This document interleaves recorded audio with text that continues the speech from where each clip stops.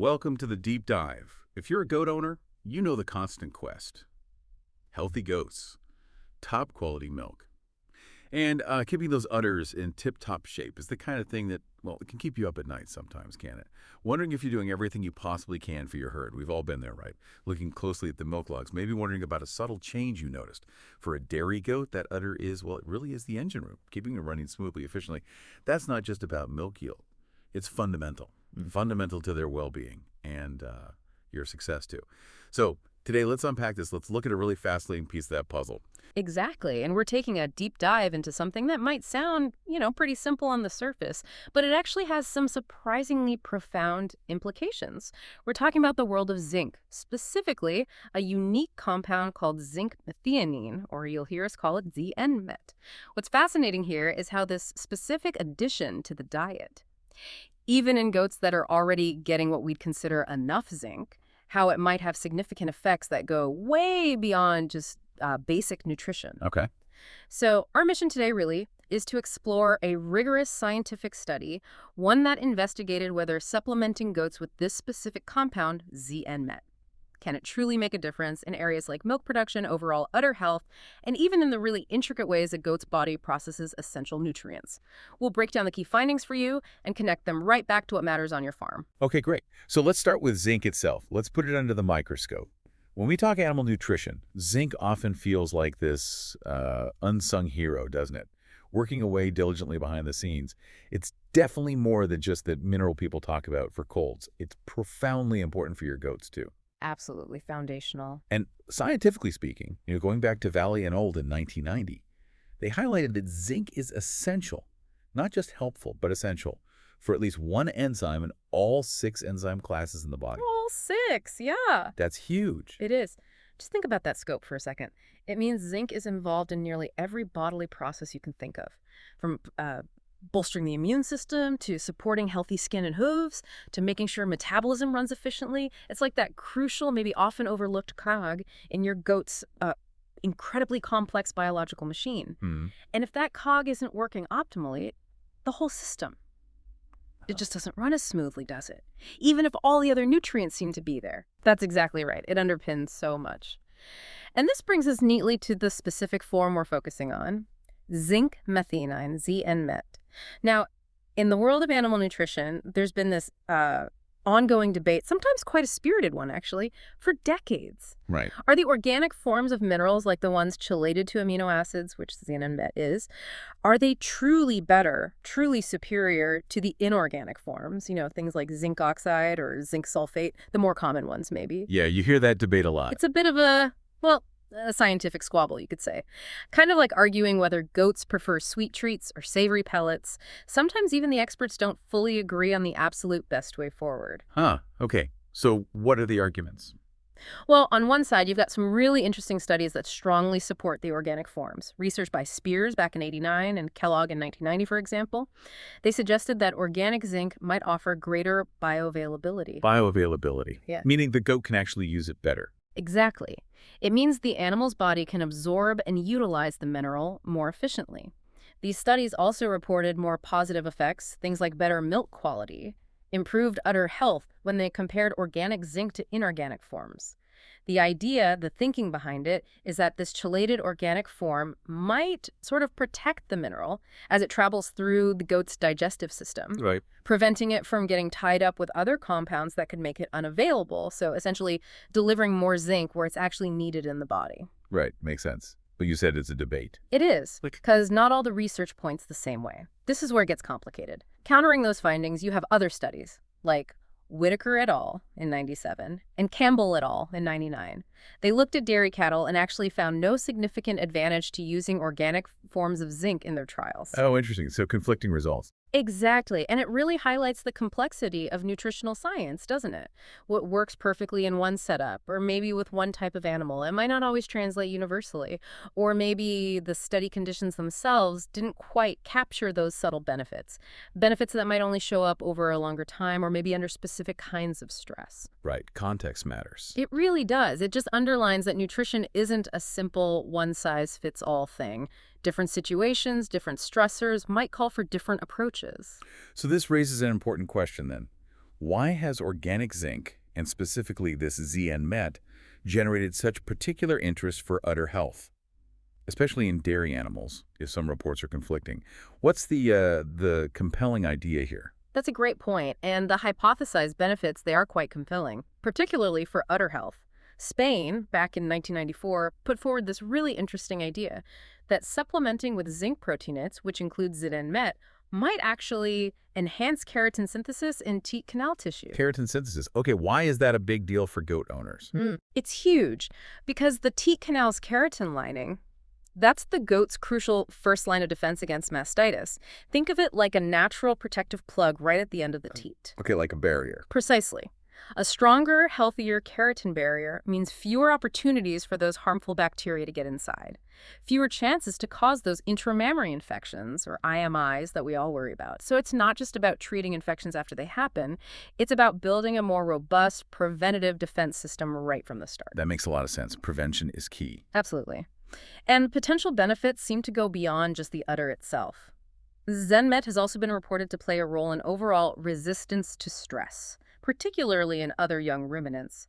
Johnson and colleagues in '88 observed this protective effect in calves, and Kegley and Spears in '95 found similar results in lambs.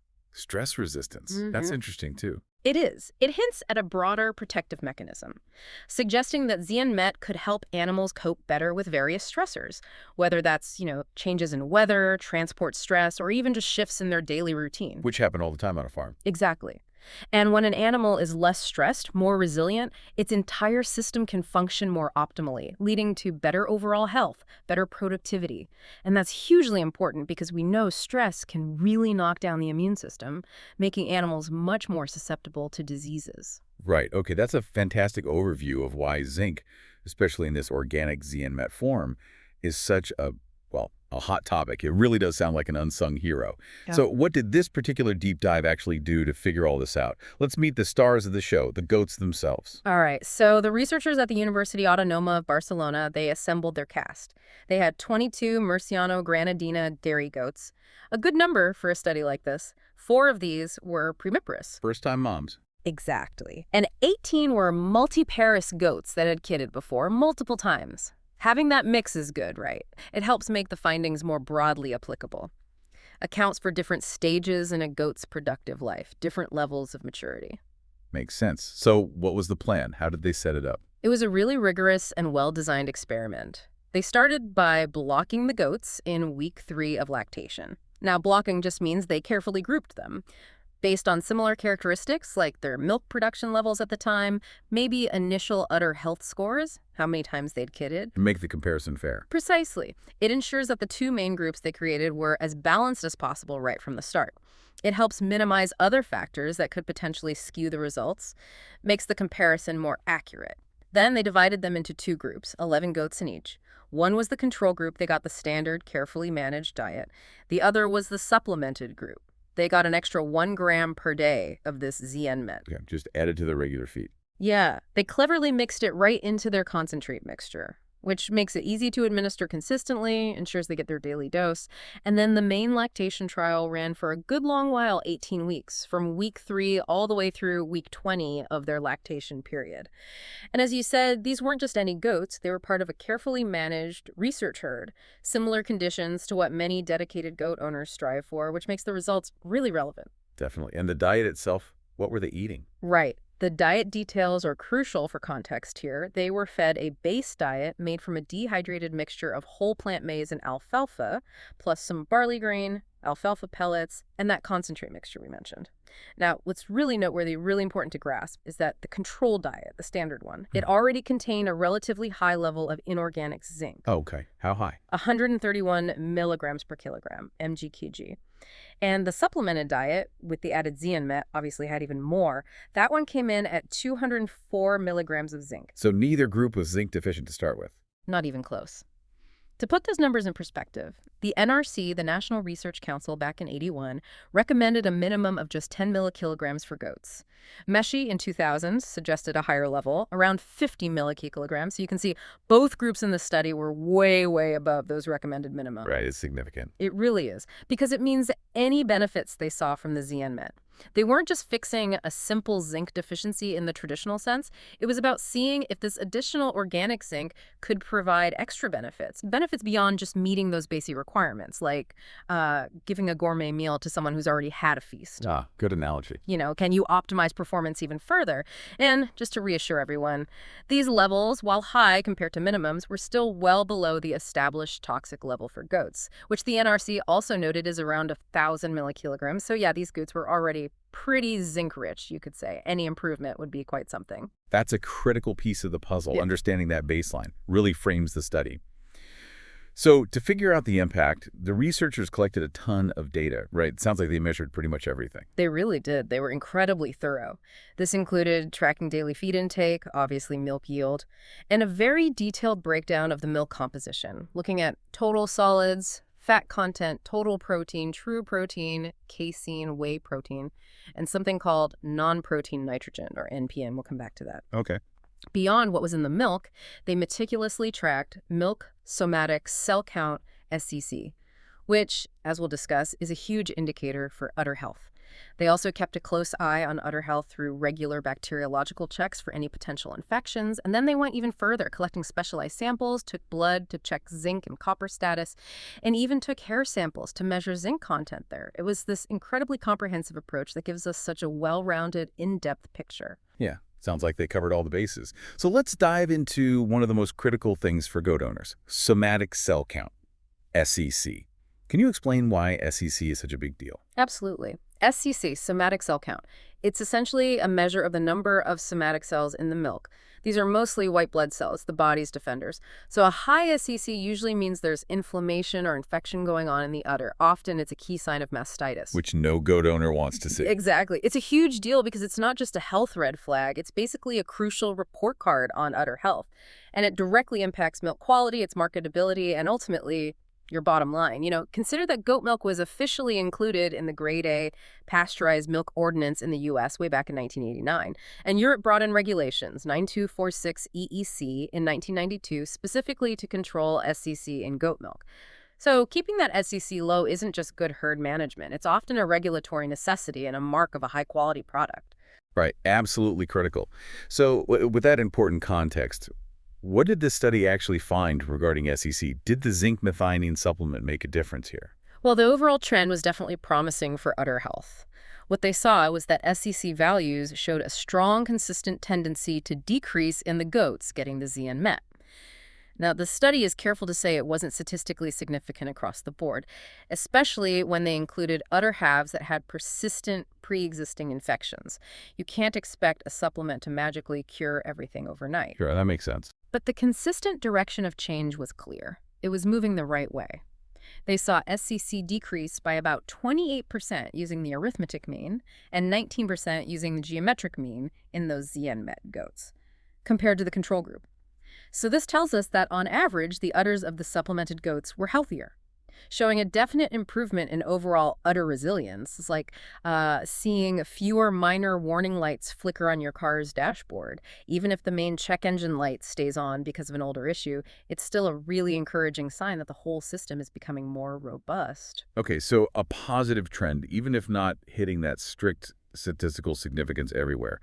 What about actual new infections? Good question. In terms of infection incidence itself, the percentage of positive samples also showed a strong tendency to decrease with ZN-met supplementation. So again, moving in the right direction.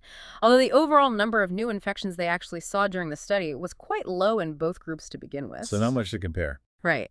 It meant the researchers couldn't demonstrate a statistically significant difference in the rate of new infections. Just wasn't enough data points for new infections in this specific trial. But even so, those consistent trends, the lower average SCC, the tendency for fewer positive samples, they still point towards a benefit in strengthening the udder's defenses. Okay, that makes sense, especially with a healthy starting herd. And biologically, how does this ZN-met actually help? What's the mechanism? How does it lead to these positive trends? Biologically, it connects right back to what we talked about earlier. Remember that hypothesis from Spain in '94 about ZN proteinase potentially enhancing keratin synthesis in the teat canal tissue? Right, strengthening that natural plug. Exactly. That teat canal is lined with keratin, this tough fibrous protein. It forms a physical barrier, the goat's first line of defense against invading mastitis bugs. Think of it as a really tightly sealed gate keeping unwanted visitors out. Yeah. So a stronger, healthier keratin plug means a more robust defense, makes it physically harder for bacteria to get into the udder in the first place. Okay, that's one mechanism. Is there more? Yes, there is. Zinc also plays a vital role as an antioxidant inside the body. Erskine, back in '93, noted that antioxidants, including zingin, have been implicated in promotion of efficient mammary phagocyte killing. Now, phagocytes, those are basically the goat's own specialized immune cells. Their job is to engulf and destroy bacteria and other foreign invaders that do manage to get in. The cleanup crew. Pretty much. So, Zinc seems to bolster the udder's defenses in two key ways. First, by strengthening that physical barrier through better keratin synthesis, and second, by boosting the efficiency of the immune cells that actively fight off any invaders that breach the barrier. This dual action seems really important for building that overall udder resilience, making the udder less susceptible to future problems, even if, the stats weren't overwhelming in every single measure in this particular study.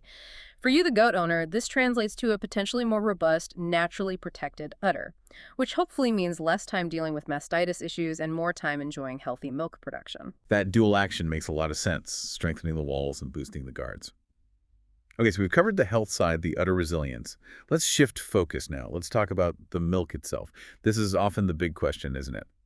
Did the zinc methionine change the amount of milk? Or the quality, the composition? Right, the million-dollar question for dairy producers. Let's look at milk yield first, the volume. The study observed only a slight difference, about 2.5% in daily milk yield, and it was non-significant statistically, slightly favoring the supplemented group. So no huge jump in production? No, not a big leap, and there's a very logical reason for that. As we hammered home earlier, that control diet already provided plenty of zinc, way above the minimum, so the researchers weren't really expecting a dramatic increase in milk volume just by adding more zinc. The goats weren't deficient, so you wouldn't expect adding more to suddenly boost volume massively. Think of it like this. If your car's fuel tank is already full, pouring more gas in won't make it go faster. Right. But maybe it makes the engine run a bit more smoothly or more efficiently. Ah, efficiency. That's interesting. Did they see that? They did see a subtle but potentially very interesting trend there. The supplemented goats tended to be more efficient, about 5% more efficient, actually, in converting the feed they ate into milk, especially looking over the main period, weeks 3 to 20. Now, this efficiency gain seemed linked to the fact that they had a slightly lower initial feed intake, particularly during the first 5 weeks of the experiment. So they were basically making a bit more milk from slightly less feed. Now, that's something every owner managing feed costs would love to hear. Absolutely. It suggests that even if they weren't eating quite as much initially, their bodies were simply making better use of the nutrients they were taking in. More bang for your buck, feed-wise. Fascinating. Greater efficiency can definitely be more impactful long-term than just sheer volume sometimes. But what about the actual composition of the milk? Did the ZN-MET change the fat, the protein, those components? You hinted earlier, this is where it gets really interesting. Absolutely, host. This is where the story gets much more nuanced and, I think, quite exciting. Because while the overall milk yield didn't see a huge shift, the internal composition of that milk told a different, more fascinating tale. Let's start with fat content. The concentration of milk fat tended to be a bit lower, about 8.8% lower for the supplemented group. Lower fat, why would that be? Well, the study suggests one possibility is simple dilution. They noted it was probably due to a dilution effect because supplemented goats yielded slightly more milk than control. Makes sense, right? If you have slightly more liquid, the fat percentage might drop a bit. Okay, it's plausible. But they also mentioned a more scientific underlying possibility. It could be related to changes in the rumen. Specifically, increased molar proportions of ruminal propionate and decreased butyrogenic ratio, which had been reported when zinc was supplemented to steers in other research. Well, okay, that sounds technical. It is a bit. But basically, it suggests a subtle shift in how the goats' digestive systems, their rumen microbes, how they were processing the feed. And those shifts in the rumen can then influence how fat is actually synthesized and ends up in the milk. It's like a complex biochemical dance happening in the gut with downstream effects. Okay, so maybe dilution, maybe deeper digestive changes. Interesting. What about protein? Protein. This is the absolute key insight, I think, really profound. While the total protein, the true protein, and the main protein casein, those weren't significantly affected by the ZN-MET treatment. But goats in the supplemented group had significantly lower concentrations of whey protein and non-protein nitrogen, NPN, in their milk. Lower whey and NPN. Why is that significant? It's highly significant because, as the study suggests, it might indicate improved protein utilization in the whole body when Zen and Met was supplemented. Just pause and think about that. The body isn't just getting more zinc, it seems to be using the protein it gets from its feed more efficiently too. Wow. Okay, unpack that a bit. What's NPN represent? Non-protein nitrogen, NPN, it often represents nitrogen compounds in the milk that aren't part of the valuable true milk proteins like casein and whey. Think of it as nitrogen that hasn't been fully or efficiently incorporated into useful protein structures, either for milk or for body tissues. So lower levels of NPN in the milk suggest the goat is more effectively using the protein it consumes, using it for actual milk protein synthesis or for its own bodily functions rather than having excess nitrogen compounds floating around or being excreted. It indicates less waste, more efficiency. So better protein use overall in the goat's body. That's the strong suggestion. And it's not just a guess based on the milk NPN. This idea of improved whole-body protein utilization is strongly supported by other crucial findings in the study. Remember they did those udder stress tests and digestibility trials later on? Well, during those trials, the goats getting the ZN-MET showed higher concentrations of plasma, isoleucine, and leucine in their blood samples. Now, isoleucine and leucine, these are specific amino acids. They're called branched-chain amino acids. And they are considered key indicators of greater protein absorption happening right from the intestine. Lobley pointed this out back in '92. So more protein building blocks getting into the bloodstream. Exactly. And furthermore, during the digestibility trials, these supplemented goats also absorbed more nitrogen overall than the goats in the control group. Oh. This means less nitrogen, less protein, was just passing straight through their digestive systems unused. So it's not just a theory about protein use based on milk NPN. There's compelling evidence from blood amino acids and nitrogen absorption that the ZN-MET was genuinely helping the goats extract and utilize protein more effectively from their feed. It really points to a systemic whole-body benefit. The goats were simply making better use of the building blocks available to them. That is fascinating. It's not just about the udder then, it's the whole engine running better. Precisely.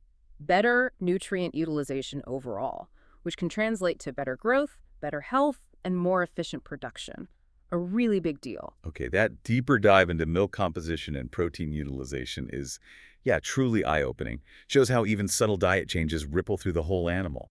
But the researchers, they didn't just measure things under normal conditions, did they? They actually challenged the goats, put them through a deliberate stress test by, of all things, asking them to switch from machine milking to hand milking.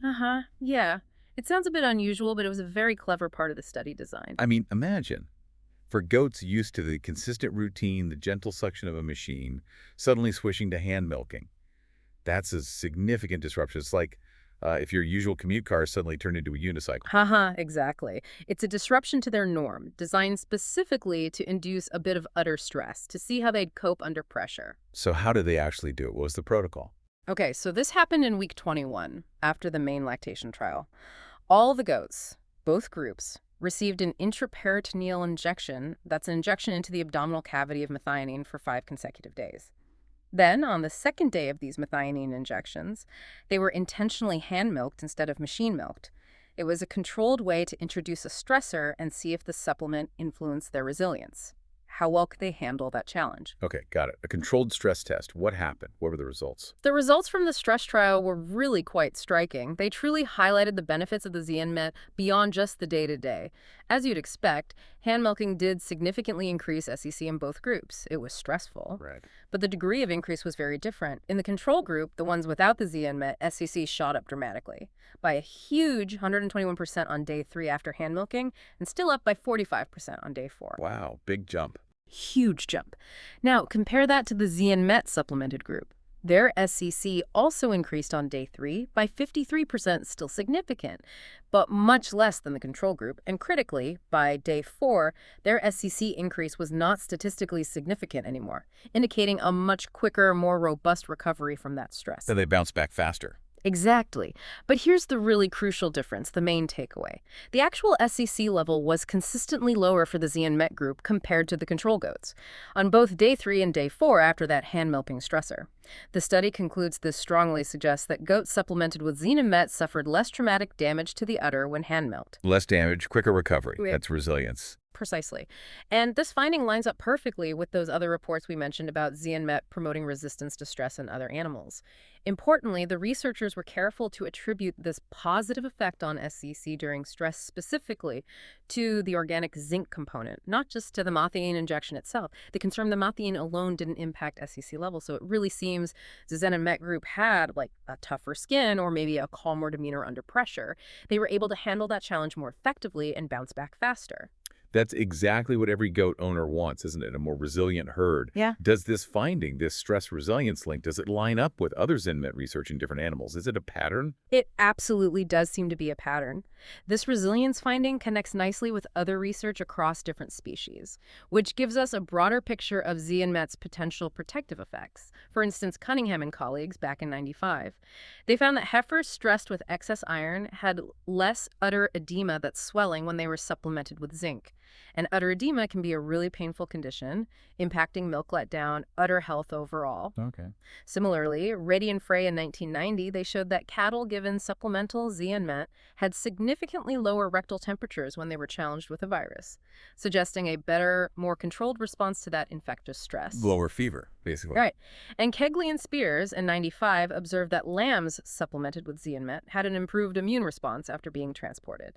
And transport is a major stressor, especially for young animals.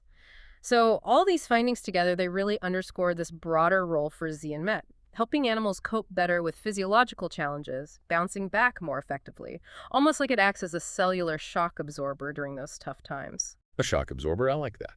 Okay, that hand-milking stress test really brought out a key difference, real-world resilience.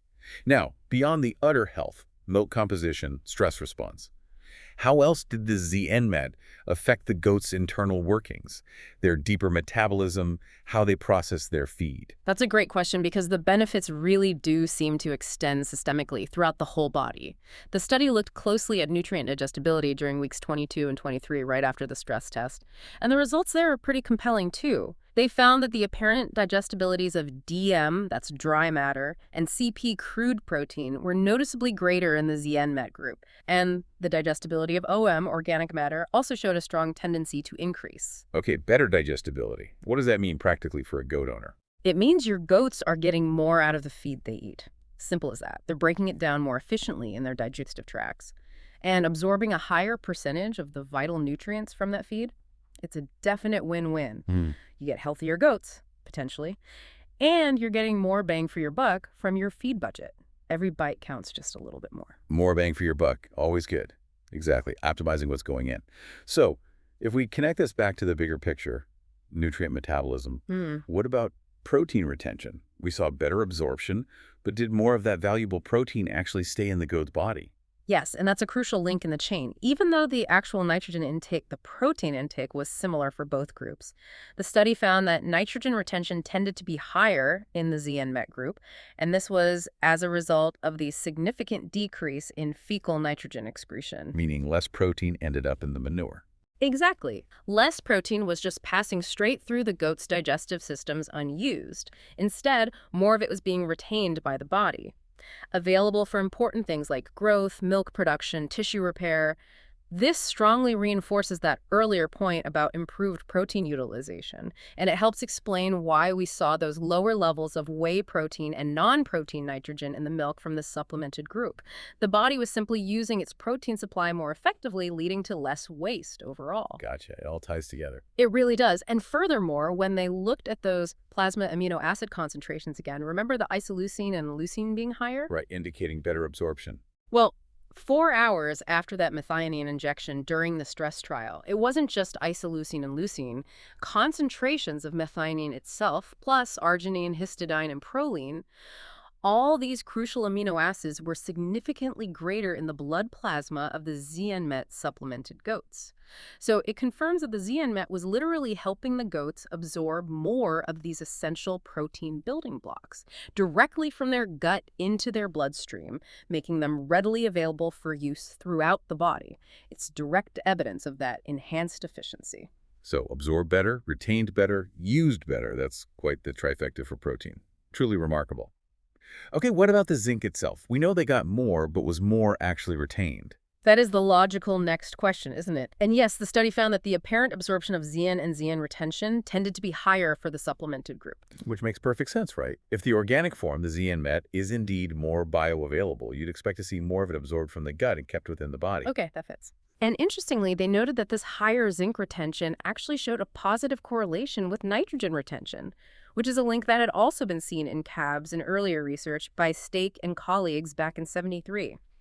It suggests this fascinating interplay, where having a better zinc status might actually support and enhance overall protein metabolism too.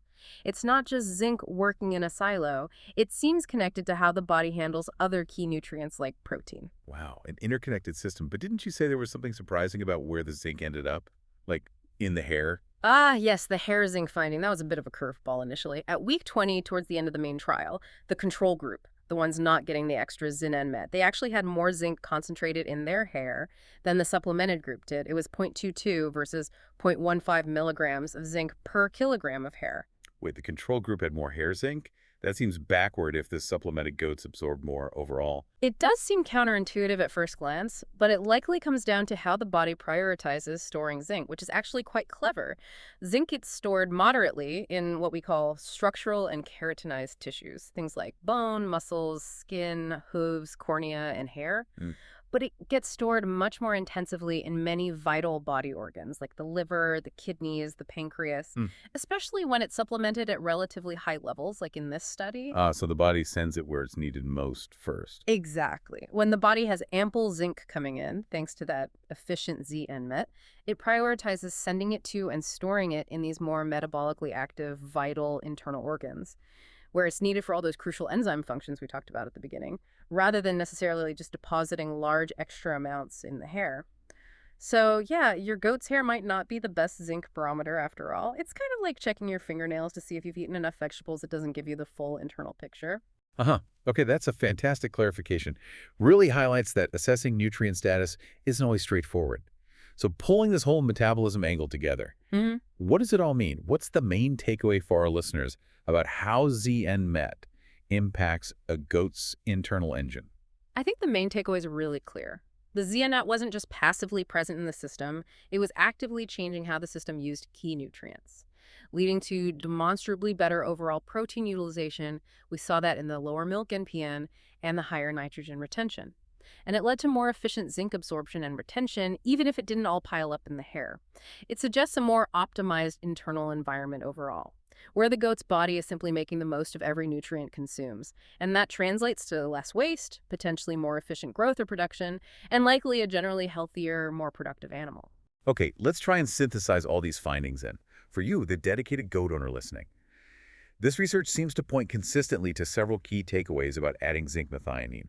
First, even in goats that were already getting plenty of regular inorganic zinc, ZN-Met showed a clear ability to enhance udder resistance to stress. We saw that really clearly in the hand milking trial, lower SEC reaction, faster recovery. Right, that resilience piece was strong. Second, it seems to improve milk quality as expressed in SEC, especially when udders are under that stress.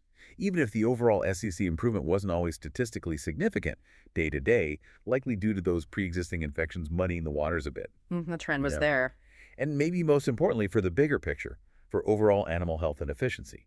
It clearly improved ZN retention and protein utilization throughout the goat's entire body, meaning goats were getting more out of their feed using nutrients better. And crucially, these benefits the stress resilience. The better nutrient use they were attributed to the organic zinc itself, the ZN-Met component, not just the methionine part. That's a great summary. Those are the core findings. Better resilience, hints of better milk quality under stress, and definitely better nutrient utilization. It's a powerful and practical conclusion, isn't it? Showing those subtle but significant systemic benefits for your herd. So what does this all mean for you thinking about your own goats, your own management practices, considering that even a relatively small amount of an organic mineral like this zinc methionine can nudge a goat's system towards better stress resilience, more efficient nutrient use? It kind of raises an important question for all of us, doesn't it? What other subtle nutritional tweaks, beyond just meeting those basic minimum requirements on paper, what other tweaks might be silently optimizing the health and productivity of your herd right now? It's definitely a compelling thought. A reminder that the journey of learning, observing, and optimizing your goat management, well, it never really ends.